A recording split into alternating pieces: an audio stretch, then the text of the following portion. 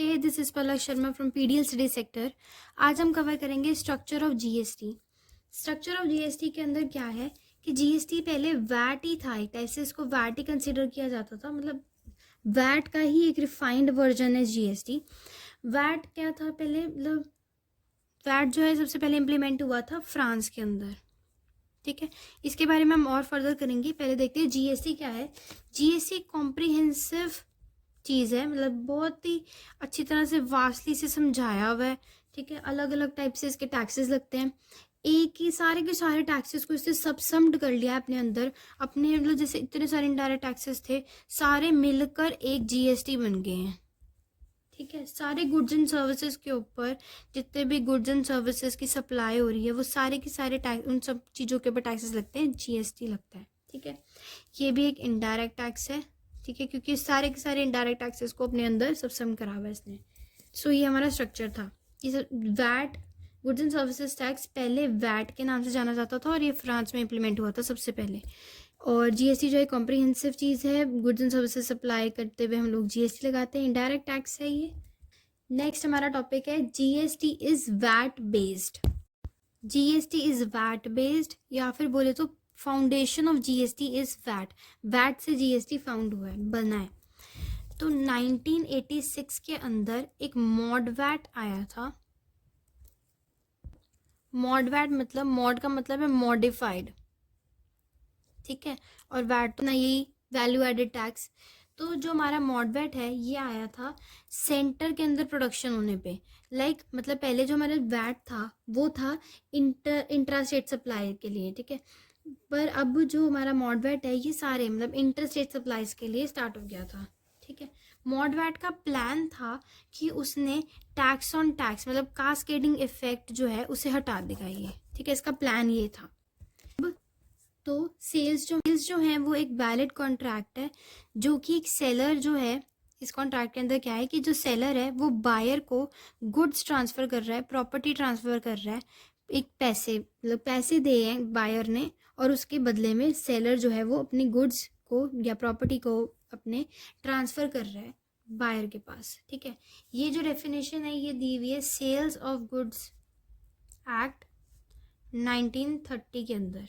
ठीक है, sales of goods act 1930 के अंदर ये सेल्स की डेफिनेशन दी हुई है। अब हमने सेल्स क्यों पढ़ा, क्योंकि जो सेल्स है ना, सेल के ऊपर जो टैक्सेस हैं वो अलग अलग तरह से डिवाइडेड होते हैं। मतलब सेल जैसे है टू टाइप्स की होती है, डोमेस्टिक सेल और दूसरा है एक्सपोर्ट और इम्पोर्ट वाली सेल। इसलिए हमने ये सेल का कंसेप्ट पढ़ा कि एक्चुअल में सेल होता क्या है। तो डोमेस्टिक सेल के अंदर आते हैं दो और टाइप, इंटरस्टेट या इंट्रास्टेट। ठीक है, और इसके अंदर तो सिर्फ यही आते हैं। तो इसमें से हमारा लगता है जैसे कस्टम ड्यूटी पहले बोलते होते थे, लगता है कि कस्टम ड्यूटी मतलब इंपोर्ट प्लस एक्सपोर्ट वाला हमने पढ़ा है ना जो, तो पर अब इसके अंदर ये नहीं लगता, इसके अंदर लगता है इंपोर्ट ड्यूटी और एक्सपोर्ट ड्यूटी।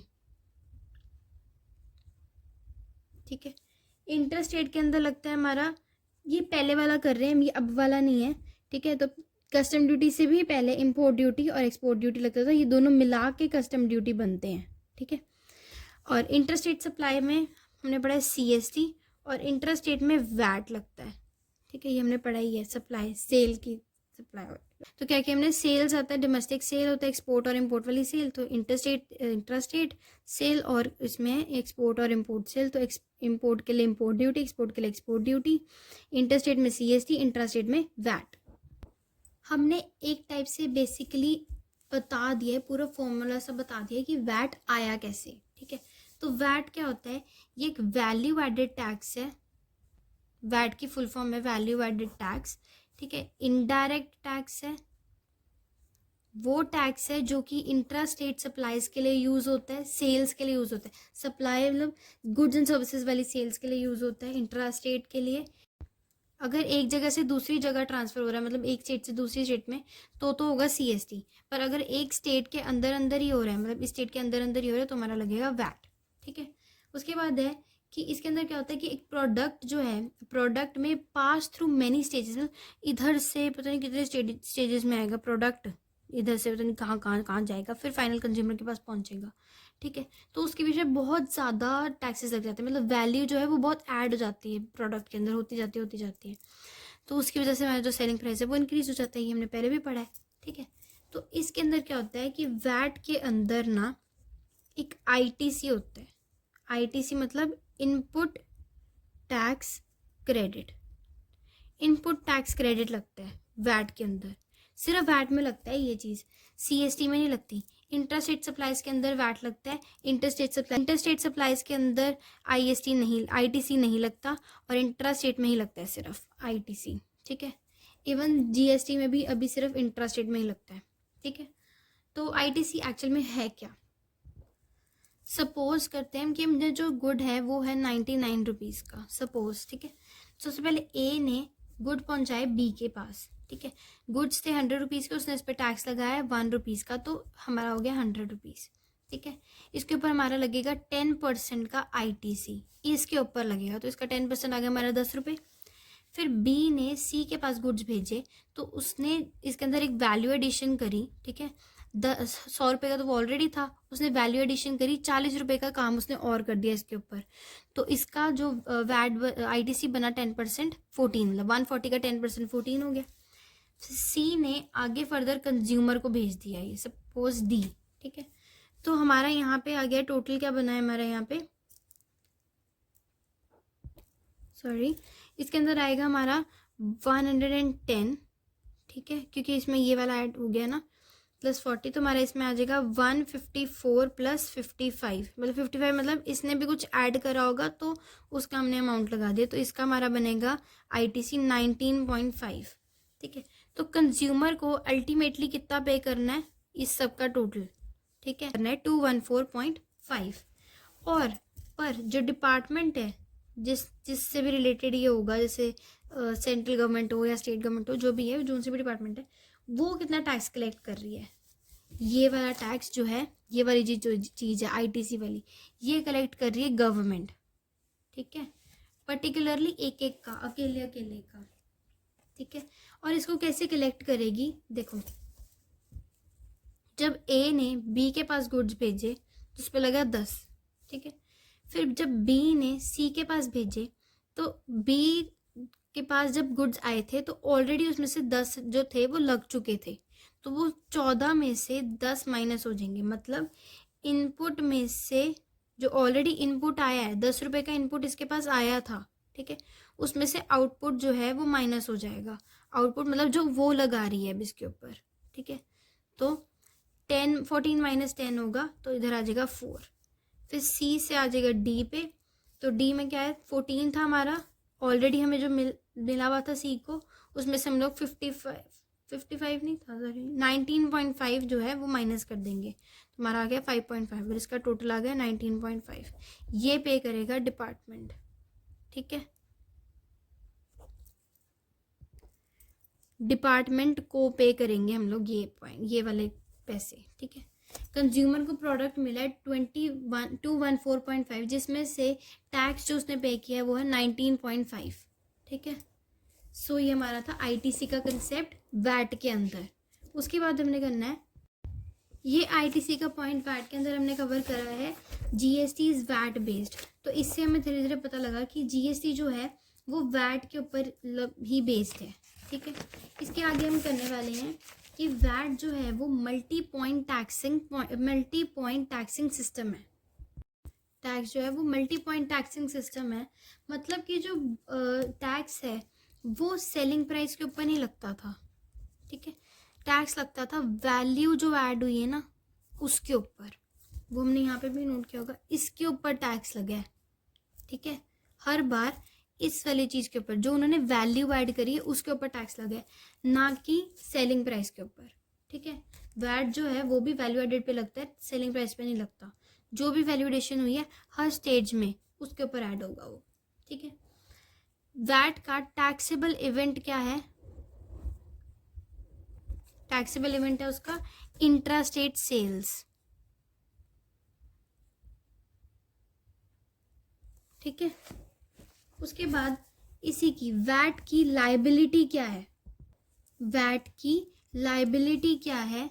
तो वैट की लायबिलिटी ये है कि जैसे हम एक स्टेज पे पहुंच रहे हैं, जैसे एवरी स्टेज पे एक न्यू एडिशन हुई है, ठीक है, वैल्यू के अंदर एक ऐड हुआ है टैक्स, बट उसमें से हमने कुछ एक पॉइंट जो है वो क्रेडिट ऑलरेडी पे किया हुआ है, ठीक है, मतलब जो पहले वाला डीलर था उसने वो वाले पॉइंट, वो वाले कुछ पैसे हैं वो ऑलरेडी पे किए हुए हैं, वो हमें नेक्स्ट पर्सन को पे नहीं करने जब हम गुड्स परचेज कर रहे हैं, ठीक है।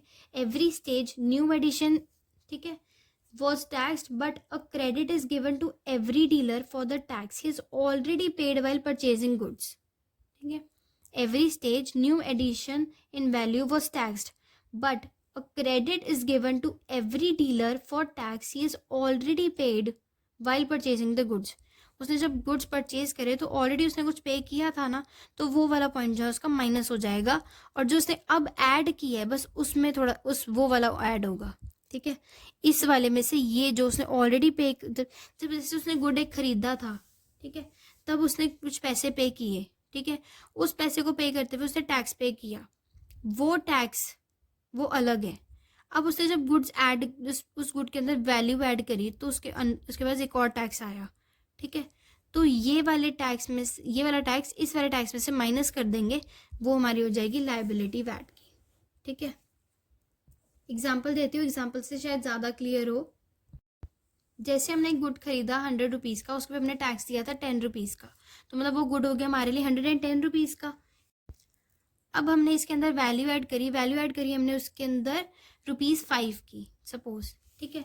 तो जब हम गुड्स परचेज करे थे तब हमने टैक्स दिया है 5 रुपीज़ का, अब हमने उसके वैल्यू एडिशन करी 5 रुपीज़ का, हमने फिर से टैक्स पे किया, पर हमारा इवेंचुअली हमने कितना टैक्स पे किया, मतलब ITC हमारा कितने का लग गया, 10 - 5 दैट इज़ 5, क्योंकि हमने ऑलरेडी खरीदते वक्त कुछ टैक्स दिया था, ठीक है। अब हम जब वैल्यू ऐड करें हम फिर से टैक्स दें, ऐसा नहीं होना चाहिए ना। जब हमने पहले ऑलरेडी पे कर दिया है तो जब हम वैल्यू ऐड कर रहे हैं तो हम दोबारा पे नहीं करेंगे टैक्स को। जब हम दोबारा वैल्यू ऐड कर रहे हैं तो जो हमने पहले वैल्यू दी थी उसमें से उस टैक्स को माइनस कर देंगे, तो हमारा ITC निकल आएगा, ठीक है। This is the liability of tax. अब इस टैक्स का इंसिडेंस किसके ऊपर होता है, इंसिडेंस मतलब हमारा जो फर्स्ट पर्सन है जिसके ऊपर बर्डन होगा, वो अपना बर्डन जो है फाइनल कंज्यूमर के ऊपर पास कर सकता है। मतलब इम्पैक्ट और इंसिडेंस इसके अंदर भी अलग अलग हो सकते हैं, और इम्पैक्ट मोस्टली जो है वो कंज्यूमर के ऊपर ही होता है, मतलब फाइनल बर्डन जो है वो कंज्यूमर के ऊपर ही पड़ता है। इसीलिए वैट को कंजम्पशन टैक्स भी बोला जाता है, क्योंकि कंज्यूमर के ऊपर पड़ रहा है ना लास्ट बर्डन, इसलिए वैट को कंजम्पशन टैक्स भी बोला जाता है। सो ये हमने सारा का सारा जो है मल्टी पॉइंट टैक्सिंग सिस्टम जो है ये भी इसी के अंदर ही एक छोटा सा पार्ट है। GST इज वैट बेस्ड, ये हमने पूरा कवर कर लिया इसके अंदर, ठीक है। अब हमारा नेक्स्ट टॉपिक है जो हम इस वीडियो में कवर करेंगे, वो है वैट के कुछ मेरिट्स और कुछ डीमेरिट्स। मतलब हम वैट को इस वीडियो के अंदर कंप्लीट कर देंगे, मेरिट्स और डीमेरिट्स करने वाले हैं अब हम वैट के, ठीक है।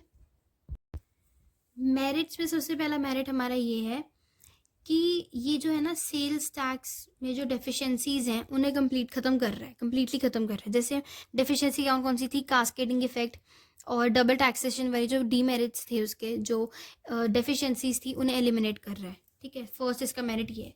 कैलकुलेशन जो है इसकी वो बहुत ही सिंपल है, ठीक है, कॉम्प्लेक्सिटीज़ नहीं कैलकुलेशन करते हुए, सिंपल टैक्स स्ट्रक्चर है इसका वैट का। फिर है ट्रांसपेरेंसी। ट्रांसपेरेंसी के अंदर क्या है कि ITC बेनिफिट्स अगर इनको लेने हैं ना तो इनको टैक्स इनवॉइस प्रेजेंट करना पड़ेगा डीलर के पास। अब टैक्स इनवॉइस प्रेजेंट करो, ITC लेने के लिए इन्हें टैक्स इनवॉइस प्रेजेंट करना पड़ेगा डीलर के पास। अब डीलर के पास अपना टैक्स इनवॉइस दे रहे हैं, मतलब कि कुछ भी उन्होंने छुपाया हुआ नहीं है, ट्रांसपेरेंसी है पूरी की पूरी, ठीक है। नेक्स्ट है हमारा इन्वेजन के कम चांसेस है इसके अंदर, ठीक है, क्योंकि सेल्फ पॉलिसिंग सिस्टम है ये जो वैट है वो सेल्फ पॉलिसिंग सिस्टम है, ठीक है।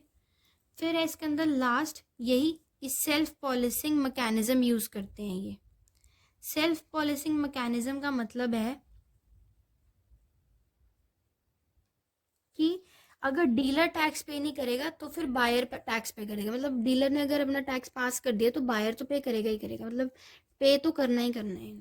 तो मेरिट्स कौन कौन से कि सेल्स टैक्स के डेफिशिएंसीज जैसे कास्केडिंग इफेक्ट और डबल टैक्सेशन हटा देते हैं, सिंपल कैलकुलेशन है, ज़्यादा कॉम्प्लेक्स नहीं है, ट्रांसपेरेंसी है, ट्रांसपेरेंसी मतलब कि अगर उनको आईटीसी अवेल करना है तो उनको डीलर को मतलब लोगों को जिन्होंने टैक्स पे करना है ना वैट, तो उनको अगर आईटीसी के बेनिफिट्स लेने हैं तो उनको डीलर को अपनी सेल्फ असेसमेंट मेथड की तरह से टैक्स इनवॉइस जो है वो शो करना पड़ेगा, डीलर को टैक्स इनवॉइस शो करना पड़ेगा, जिसकी वजह से जो कुछ भी चीज़ है वो हिडन नहीं रहेगी, तो इसलिए ट्रांसपेरेंसी रहेगी।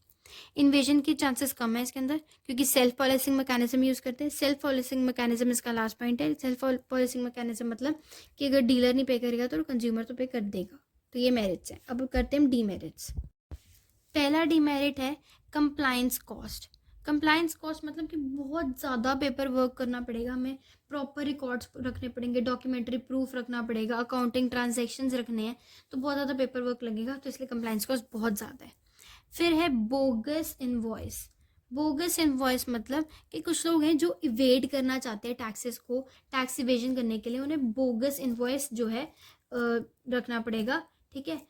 और बोगस इनवॉइस इसलिए कर रहे हैं लोग बेनिफिट, क्योंकि बोगस इनवॉइस इसलिए बनाएंगे ताकि इन्हें, सॉरी इनवॉइस लिखना था यहाँ, बोल इनवॉइस लिखिन कम, सॉरी, तो बॉयज ये लोग रेज करेंगे ताकि इन्हें आईटीसी का बेनिफिट मिल सके। आईटीसी का बेनिफिट और बोगस इनवॉइस से रिलेटेड मतलब कि जैसे टैक्स इनवॉइस उन्होंने बोला, यहाँ पे हमने लिखा है ना ट्रांसपेरेंसी वाले में हमने बोला था कि आईटीसी उन्हें तभी मिलेगा अगर वो टैक्स इनवॉइस ना दिखाना पड़े, इसलिए वो डीलर को बोगस इनवॉइस दिखा देते ताकि वो इवेड हो सके टैक्सेस से। तो इधर यहाँ पे बोगस इनवॉइस है। फिर है lower income group. Lower income group को बहुत ज़्यादा डिसएडवांटेज ये है, यहाँ पे जैसे इन्होंने बोला कि सेल्फ पॉलिसिंग मैकेनिज्म ये यूज़ करते हैं कि अगर डीलर पे नहीं करेगा तो कंज्यूमर पे कर देगा सारा का सारा। तो यहाँ पे जो लोअर क्लास के लोग हैं उनको बहुत ज़्यादा ही पुअर बना देगा ये वैट। लास्ट पॉइंट इसका है कि इंटर स्टेट सप्लाईज के अंदर आईटीसी जो है वो नहीं मिलता, आईटीसी का बेनिफिट नहीं मिलता।